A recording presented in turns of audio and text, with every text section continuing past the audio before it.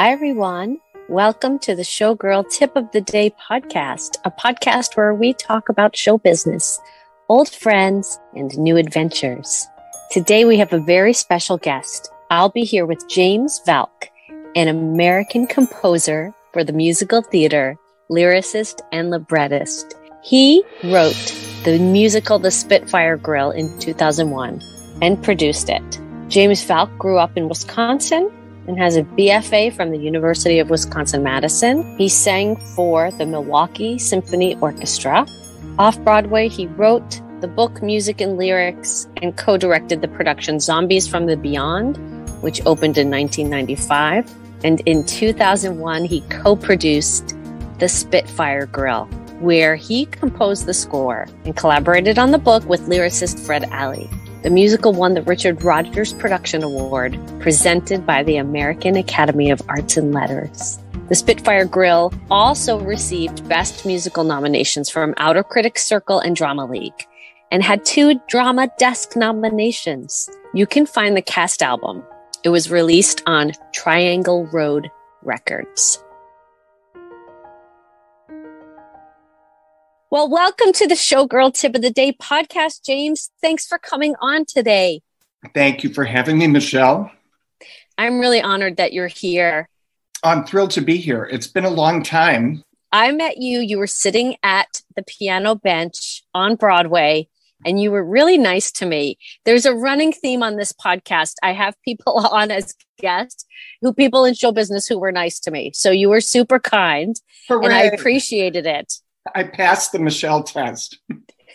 Well, there's a lot of people in show business with different personalities, and the majority of people are super giving and kind.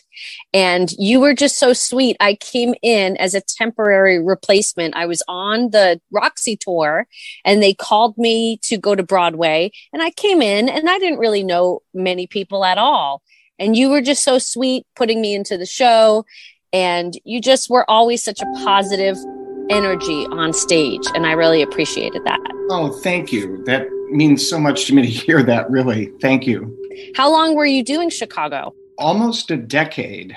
Wow. If you count encores. I started with the show at Encores, and I stayed with it for quite some time. Most of that time on Broadway. And then after the movie came out, they put out another tour. We were called the Cell Block Tour. You had the Roxy and the Velma tours that went out pretty fast after the revival opened. And I don't know when the Amos tour, the Cellophane tour, that was later, I think, but this Cell Block tour went out on the heels of the movie version. Oh, it was great fun. It was great. And it was a nice sit-down tour. We were a month in San Francisco, a month in LA, a month in Montreal, a month in Chicago, the city. And for someone who hates to fly, the less moving around, the better. Yeah, I have an aversion to flying too. I don't hate it, but because I was touring for so many years, the airport, it literally is my least favorite place to be. Yeah, I can imagine. What made you go to Wisconsin after living in New York? What was the deciding factor for you to go to Sturgeon Bay and run this theater? Well, I'll tell you, I'm from Wisconsin originally. I moved to New York in 1989. I waited until I got accepted to the musical theater writing program at NYU. I knew that I wanted to move to New York, but didn't want to move there without a plan. I wanted to, have at least a couple of years where my time would be regulated. I'd be meeting the right people and, spending my time wisely and not going to wait tables. And I lived in New York for 22 years. The last 3 years of that, I had been coming back to Wisconsin and doing Shakespeare, of all things. We have a Shakespeare company here I live in Door County, Wisconsin now. Wisconsin is shaped like a hand, and the thumb is a peninsula that sticks out into Lake Michigan. It's 250 miles of shoreline. It's gorgeous. There's a lot of condos and tourism, but not tacky tourism. It's pretty sedate tourism. And there were 3 professional theaters here at the time, 3 equity theaters. So wow. I was at one of them, Door Shakespeare, acting in Shakespeare and writing some music for them as well. And it's just a wonderful place to be. I'd had a bit of history in this part of the state. although I'm not from here, I'm from Milwaukee, the big city. And the third summer, my husband, Bob, and I have always had a pipe dream about running a theater, always. And not everybody in theater has that gene or that inkling to want to do that. But now you mentioned to me that you might have that gene. And I do. Yeah. See, some people just kind of want to do it. And it's a calling lately. It's pulling me. It is a calling. It is. And I think part of what it's about is being in control, not of other people or of the organization, but being in control of your life.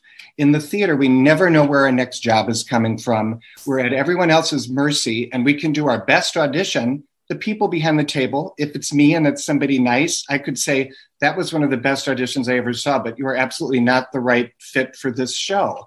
It doesn't matter how good you are at times.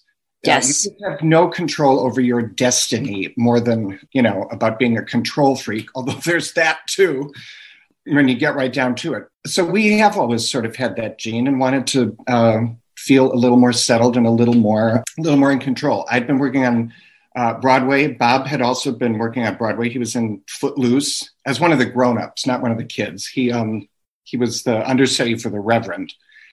And he had been working in academia for a while. Started a college theater major at University of New Haven. Ooh. Yeah, and he loved it. He loved the teaching. He didn't love the red tape and sort of the everything else that goes with academia that isn't involving the kids and the inspiring part. The other part was kind of weighing on him. And anyway, so here I am doing Shakespeare, and we saw this abandoned train depot, and it was for sale. And I could see in the windows, a little small town train depot, but I'm looking inside and I'm thinking, this looks like a little tiny theater. And wouldn't that be fun? Bob, do we want to buy a train station? And, on this slim pretense, we gathered together a group of the actors who were up here that summer and talked to them about, what could our theater company be? There's already 3 equity companies here. What would be our niche, and how would we fit in? How would we be valid and relevant? We didn't end up buying that depot, but there was already a theater in town, a presenting outfit called Third Avenue Playhouse. And it was really sort of a community auditorium, if you will. But at any rate, word got around the county that we were thinking about starting a theater company. And when the executive director of Third Avenue Playhouse announced her resignation, effective in like 6 weeks or, some very short amount of time, we were out at a pub after a performance one night, and somebody came in and said, Bob and James, I'm setting up an appointment for you tomorrow with the board of directors. You need to meet them. And, if you're thinking seriously about doing this might be a place for you to do it. So it is a converted movie house. They had the 250-seat main stage, which was the movie house. And then in the 80s, a second screen had been put in the back, and it was a much smaller space. And this was the space that really appealed to us. And it didn't look anything like a theater anymore. There were, no seats. The screen was gone. It was a big storage room, floor to ceiling with old furniture and junk and set pieces and stuff. But that was the room that piqued our interest. And we thought we could make this into a really great black box theater. Oh, yeah. And with a budget of about $1.98, that's exactly what we did. This was in the autumn of October of 2011. And by June of 2012, we were producing theater in that back room with a brand new theater company. That's a pretty quick turnaround. Now, did you set up the theater company as a nonprofit or profit? Because these are the things that I'm thinking about currently. Well, these are the things that a showgirl has to think about, as well as everybody else. The place was already set up as a nonprofit. And I was joking because I thought, well, should we buy the depot and start fresh, or should we accept this job and, work under, I was like, well, they already have a fax machine and a telephone, so maybe we should just do that. But, they had more than a fax machine and a telephone. They had a nonprofit status, and they had, they didn't have a huge audience base, but there was some. And then a subset of that audience base, we thought what we did would very much appeal to them. And luckily, we were right. I just love this whole story because you were in the right place at the right time. You had this idea and you made it work. And I'm sure it has not been easy. What are some of the big challenges? I mean, the pandemic notwithstanding, but in the beginning, those early years, what were some of the big challenges for you? Oh, boy. Well, having no staff, there was myself and Bob. There was a part-time office worker. And we brought in a friend of mine who had been an intern actor at Doors Shakespeare, the 2 of the summers that I was there. He was an intern, so he had just graduated from college and had just taken all those technical theater classes where you need somebody to know that. And for me, of course, I'd taken a few, but it was ancient history and I really didn't, I didn't speak it fluently. So it was really just the 3 of us full time. And it was backbreaking, to produce, design, act, stage manage, all at the same time. How many hours a day did you work? Oh, good Lord. Now, I'm not exaggerating. That first summer, we were open 7 days a week. We did our plays 5 nights a week. And on the other 2 days, we booked in concerts because we were trying to sort of keep a little bit of what the theater had been doing before we got there. Yeah. We produced a little bit of community theater, tiny little bit. Before we came, we stopped all community theater, but we kept the concerts because we thought people would want to see it.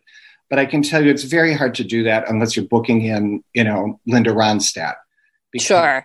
And around here, every park all summer long has free music. So the same acts that we would be trying to get people to pay to see, if you waited long enough, they'd appear at a free festival in the park, and it's just not financially viable. And even if it's something people want to see, it's Wisconsin. And if you have bad weather, you just can lose your shirt. So, in what business would producing plays be the financially wise choice? I know. But it actually is, because you have a longer run. And if you have a bad night, and we had plenty that first season, you make it up the next night or over the weekend, however it works out. But biting off more than we could chew. I feel like I aged 10 years in that first summer. It was just too much work for 3 people, 3.5 people to take on. I completely understand. Yeah. After Darlene Wilson passed away, I took over her dance studio, and same thing. That first couple of years, aged. Talk about one of the kindest people in showbiz. Sorry, right? To go off on a tangent. Dar. No, I know. In Spanish means to give, and that's so appropriate for Darlene. How I loved her. Yeah, may she rest in peace. Yes. She was one of a kind. You have this theater now, so are you going on your 10th anniversary? We are. So 2012 was our first season. So 2022 will be our 10th year. Our 9th year kind of didn't happen. Okay. Yeah. In March, about 1 year ago, well, everything was 1 year ago. So we were in rehearsal for the play A Life in the Theater. And halfway through the second week of rehearsal, it was clear that we had to shut down. And, at that time, they kept saying, well, it might be a month, it might be 6 weeks. So we videotaped the actors in rehearsal because we thought, well, we'll just pick up where we left off and let's remember the staging and where we put all the props and everything. Yeah. Well, we may still we hope to reopen with that same play and with those same actors, but they'll really be having to study that videotape. But now it's in a new space. So I think we're going to have to start from scratch with how we stage it. And yeah, let's talk about your new space. I've been seeing some wonderful pictures. Yeah, let's talk about that. Yeah, tell us about your renovation. And you said it was a movie house. So what needed to be done to make it what it's going to be? And how did you get financing for this? And it is kind of a good time to fix things and build things because you don't have to worry about production. Absolutely. There's so many questions. I'll try to answer them all. It's a good time to fix things. Absolutely. It's not the best time to ask people for money, but ask we do, and give they do. We're so lucky. We have really wonderful patrons. And now I have to go back to your first question about what were the challenges. Mm-hmm. The challenges were that there was no scene shop, there was no costume shop, there was no rehearsal hall, there were no dressing rooms, there were no actor bathrooms, there was nothing. Now, these were also part of the challenges, because the same rooms that we would be performing in, we would have to be rehearsing in. So you can imagine it was a constant shifting of scenery. I mean, it was like working in rep, but we weren't.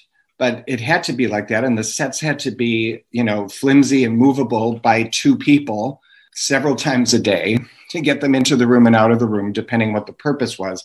So even though we, ostensibly had two performance spaces, it wasn't a very viable physical setup that we were working in.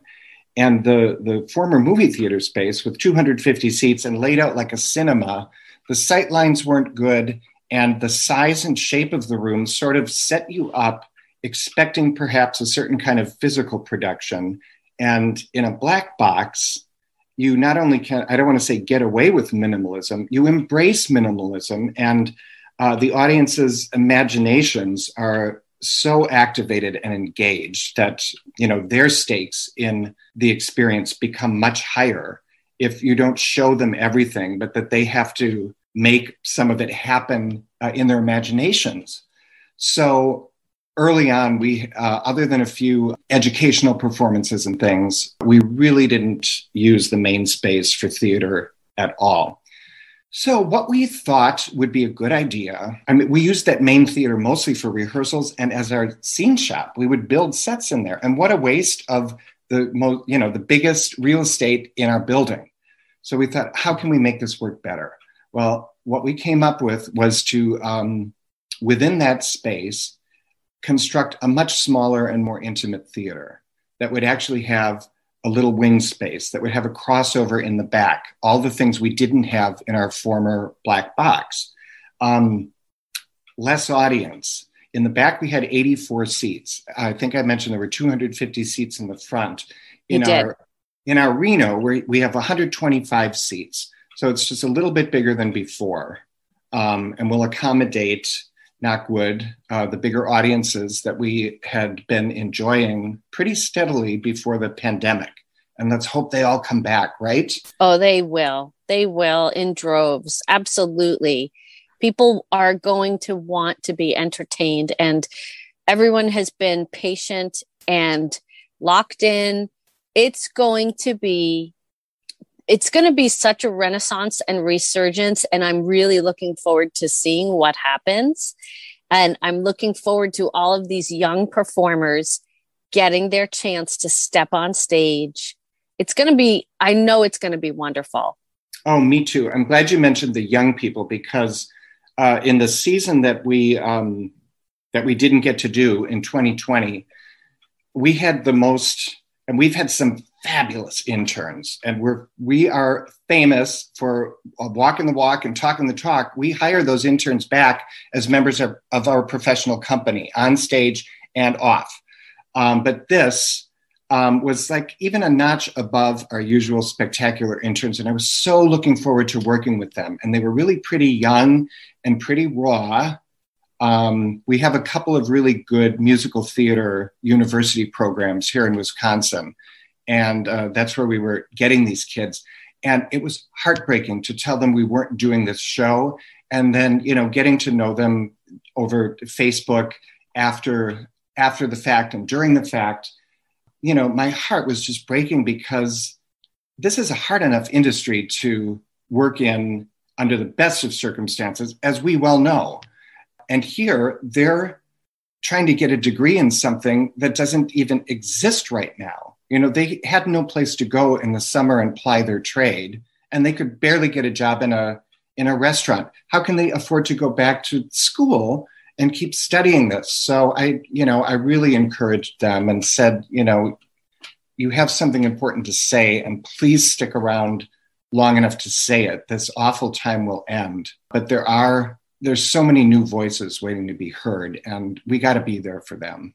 Absolutely. I had a bunch of students making their Broadway debut. There are several of my friends that are in their dancing prime. And to lose a year out of that dancing prime, that's like 7 years in any other industry, you know? And it's like dog years. Yeah. So I just feel for everybody. And my children, I have one son who's a senior. My other two daughters are in college. But my other big kudos and big shout out to the parents of young children during this pandemic, because wow, how challenging with the virtual learning in school while you're trying to work online. And what a very challenging time. Really challenging. Do you have any sort of academy there do you do any classes for younger than college age? We do, absolutely. It's been dormant for the last couple of years simply because with our small staff, we found everything was suffering, the professional productions and the educational productions, because we couldn't devote full time to it. So until we can get somebody on staff that's at least their main position, if not their only position, their only concentration is the education, we have to let that go by the wayside. But we're very committed to it. And while it was never intended to be a professional training program, it's teaching life skills through theater skills. That we didn't make that up, but I love that thought. And that's exactly what it is. You learn empathy, collaboration, thinking on your feet, so many things that I'm sure will be obvious to your listeners, but theater is just a wonderful and really fun way to learn them. And it kind of gets you interested and hopefully creates audiences. But that being said, we actually have had a couple of kids who were ridiculously talented, one of whom is finishing his senior year in the NYU theater program right now. Unfortunately, about a year and a half of it has more been spent in Wisconsin and doing it online than it was in New York. But Isaiah, one of his dance teachers was Mamie Duncan Gibbs, who you will remember. Oh my goodness. Chicago, and the iconic small world. Yeah, absolutely. The iconic Mamie Duncan Gibbs. She's Mamie, one of the listening, we love you. That's, I love hearing this because we're all connected. This country is big. I love Wisconsin. I had the best, I was on the Roxy tour of Chicago and we were in Madison. Just the kindness of the people in Madison. I had to get change to buy breakfast. And this young girl, I was in a bookstore and this young girl ran to the bank for me. I was like, you didn't have to, I could have walked to the bank, but you didn't have to do it. But she was just so sweet. I know that you are working like 3 full-time jobs. Do you still have any time or bandwidth to compose? You created this wonderful work of art called the Spitfire Grill, which I'm just like, the fact that you said you wanted to come on here, I was like, he's coming on.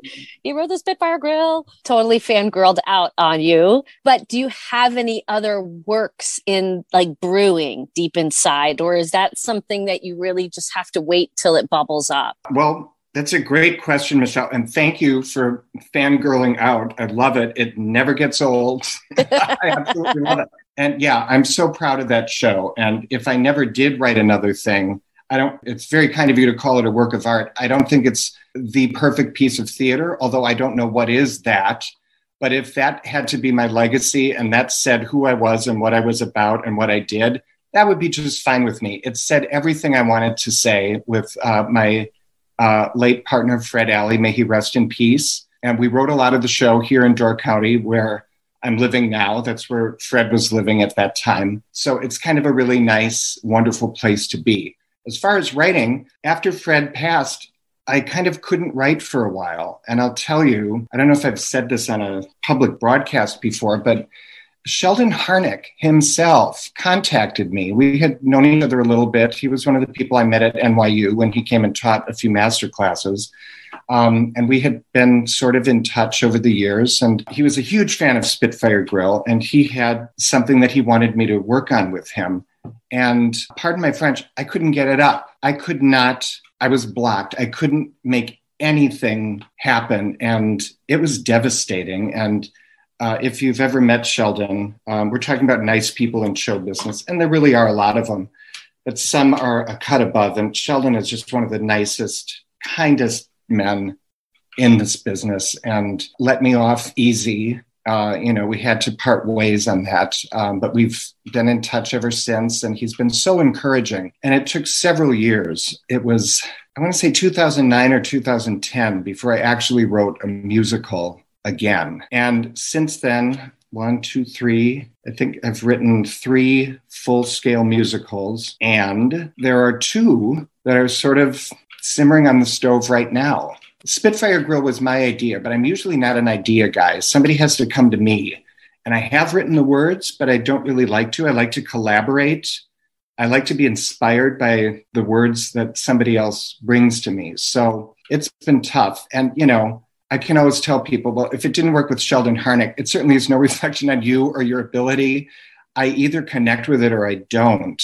So we'll see what happens with these projects. But you are absolutely right. Trying to find the time to do it is tough. And you've worked on new stuff. It takes forever sometimes to get things going. I've been pretty fortunate that I've usually had a production attached right from the beginning of things that I've worked on. Yeah. And, almost like commissions. Some of them were literal commissions and some were like a commission because we knew a production was going to happen. But barring that, it can just take so much time to get something going. And, like you said, running the theater is 3 full-time jobs. And I don't have time. I don't have a lot of time for that. But and I feel like when you write something, you need a bit of stillness in your life. You need to really find just some time to be still and let those deep waters. Whenever I write anything, and I'm not talking about music, just any kind of project I'm working on, I just need things to be a little quiet. And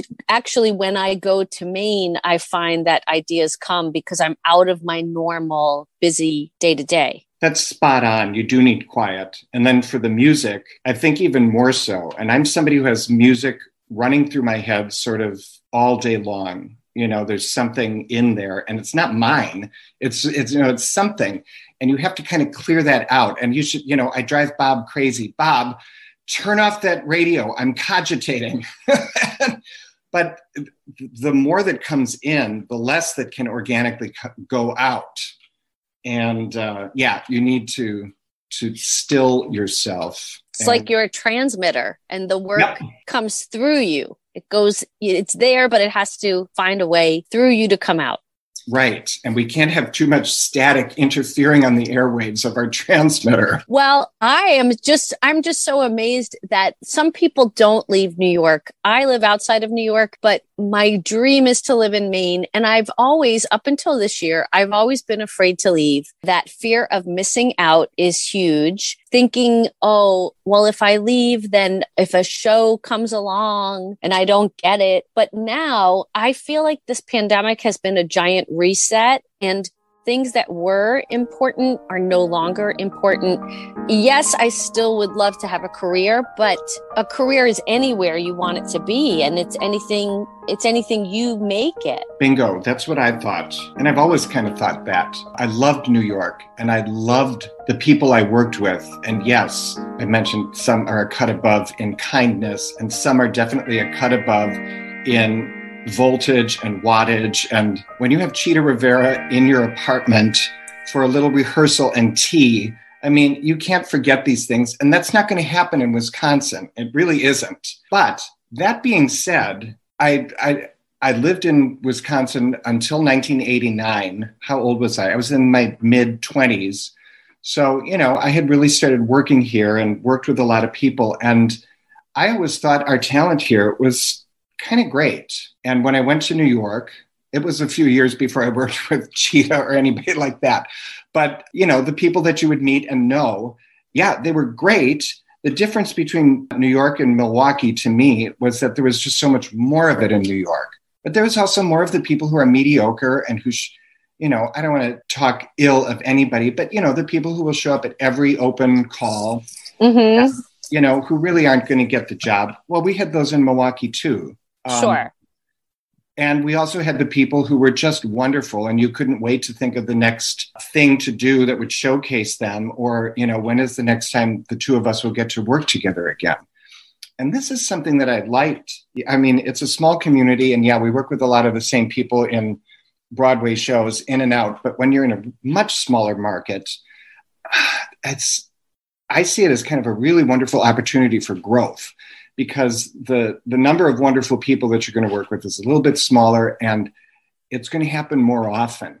And you get to skip a few steps in rehearsal of learning to trust, because you already know the person and you've already, bared yourself on stage or in the rehearsal hall with them. And you just can skip that part where you can't quite let everything out right away.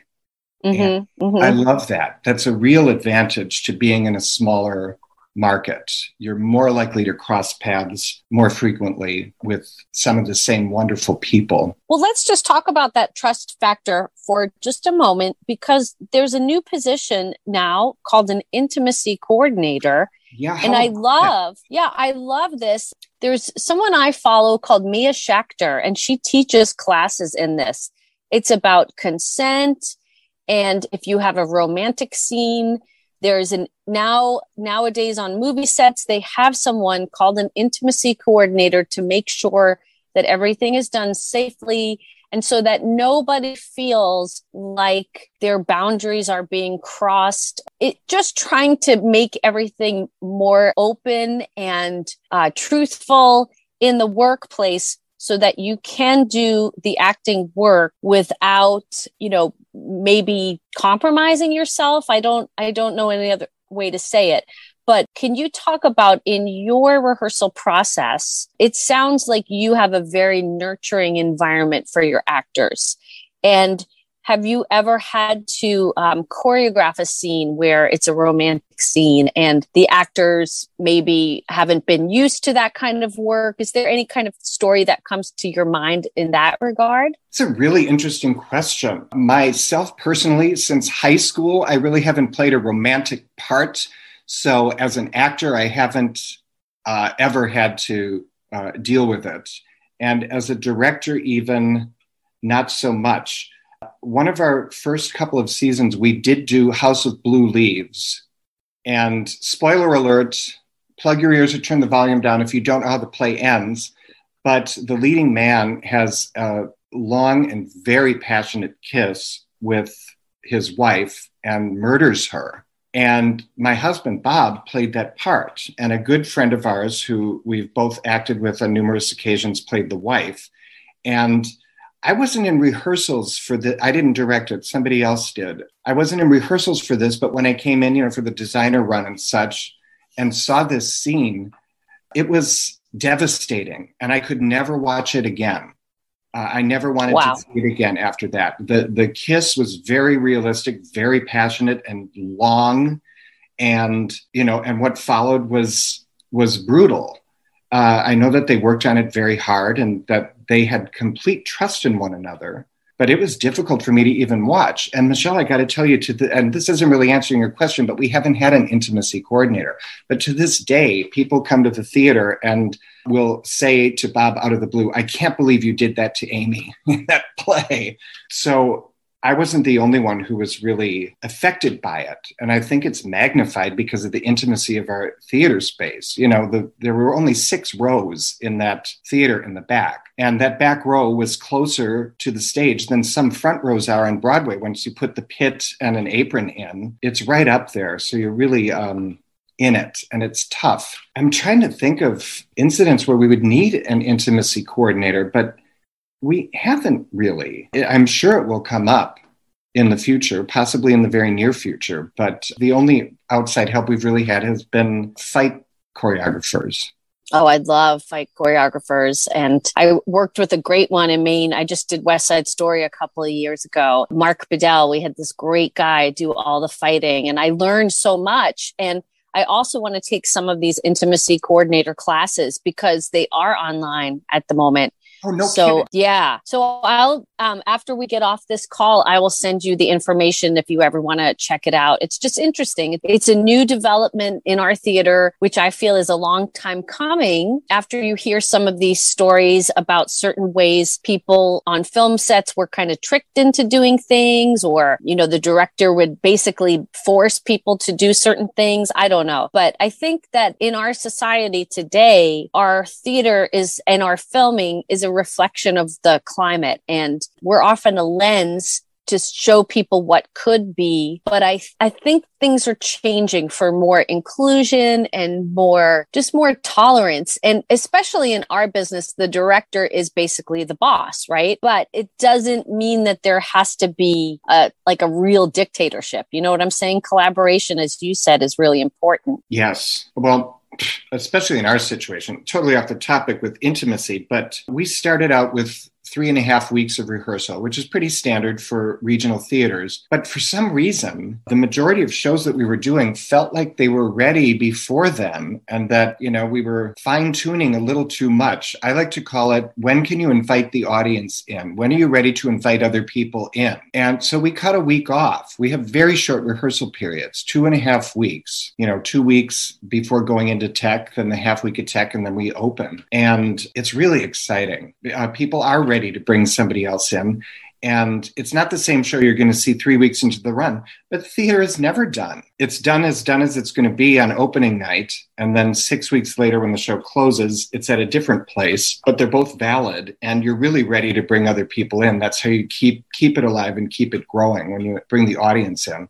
And then as far as the collaborative part of that, we do musicals. I usually direct and choreograph them. And how much of a routine can you teach? One, when you don't have a rehearsal hall and you don't have mirrors, and two, how much fine tuning on it can you do, cleanup work, with such a short rehearsal period, because you also have to do the acting and singing scenes too. So, there's usually a couple numbers. There's usually a tap number. But what I like to do is set up and I send out the tap number in advance. I have somebody film me on their little iPhone doing Very smart. And I send out the steps, and, people want to come in knowing the music. They also come in knowing the steps, if not how it all fits together in the routine. And then, the first couple of days, I'll do some numbers and set up sort of what the vocabulary of the show is and how that works.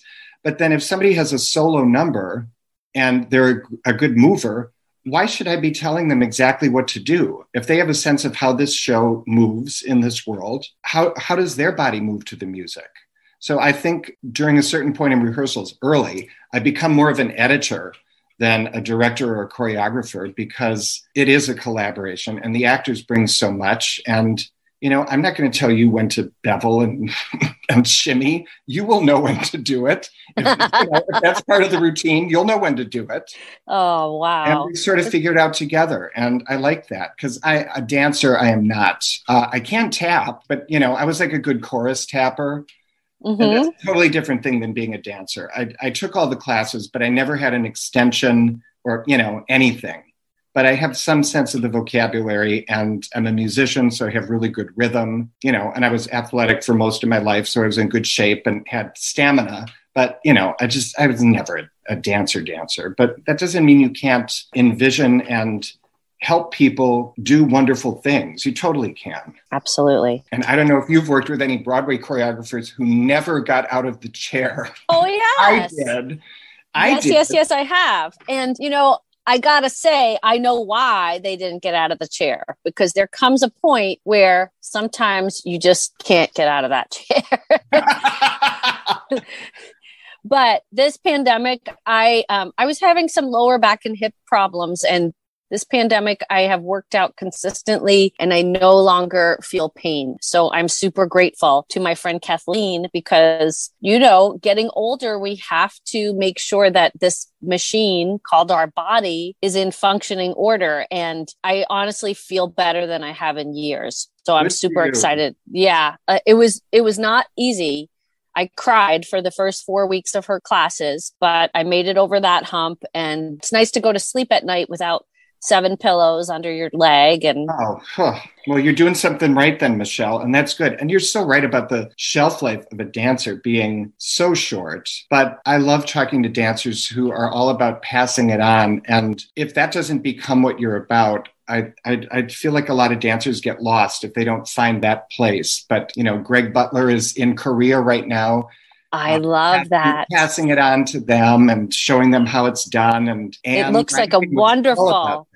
Yeah. I'm sad about Anne Ranking. Oh, man. Awful and too soon. And, but I admired her for so long and I got to work with her and I will be forever grateful for that. And the passing it on it's very important because I just think of all the people who gave me so much, Bjork and Donna McKechnie. And now it's my turn to give out to the young dancers. And I see the spark. Yeah. There's this little girl that I teach. She's maybe 13. And she started coming I teach a musical theater class. And she started coming and she had so much energy and she would dance so big. And she was new to the school too. And the other kids would kind of side eye. But one day she fell in class. We were going across the floor and she fell and she got up and I said, you know what? I am so proud of you. And I said to the other kids, I said, she gave so much energy that she fell. And I will take that any day over the most perfect dancer who doesn't try, and she's grown so much because she tries so hard, but she's getting better. And it's just making me so happy because the other kids see how much I like this kid and it was almost at the edge of bullying, but now they don't bully her because I took her under my wing and I'm like, you're awesome. You're amazing. That girl's got the right idea. I love passing on lessons I learned like that specifically from people in my time in New York. One of them was Priscilla Lopez was auditioning for a show and they were so specific about what they wanted. And so she came in, I was playing the auditions.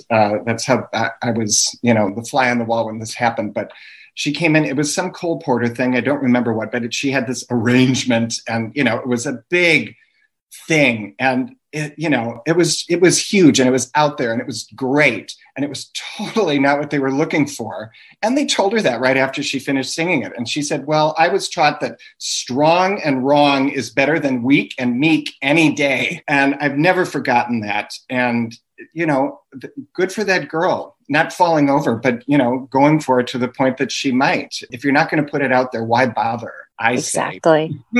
I am so grateful you spent this time with me today. And I am at your disposal. If you need anything for any reason, just call me up. Because if you need help with any choreography or teaching, I'm your showgirl. And I'm in your debt today. I'm at your disposal to tell you any pearls of wisdom or don't let this happen to use that I can about starting a theater. I really hope you do it, Michelle. I know I wrote to you that it's not for the faint of heart. So that means it's probably a pretty good fit for you. And I think you should pursue it. I want to start it small and build it.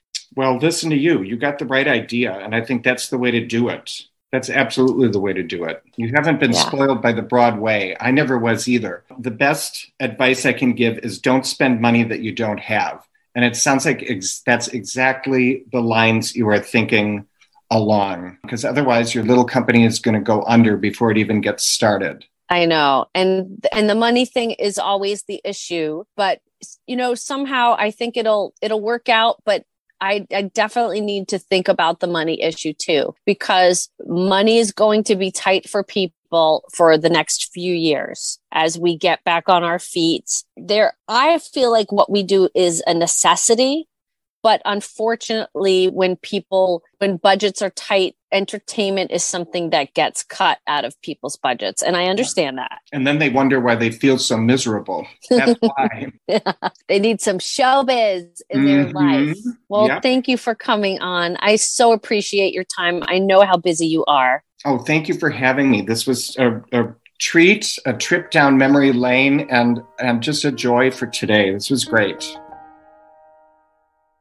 The Showgirl Tip of the Day podcast has original music composed by Joshua Holloway. Find him on YouTube, Joshua Holloway Music. This podcast is written by Michelle Bruckner and edited by Michelle Bruckner and Joshua Holloway. Find me on Instagram, Showgirl Tip of Day. Thanks for listening. We'll see you again next week with a new episode.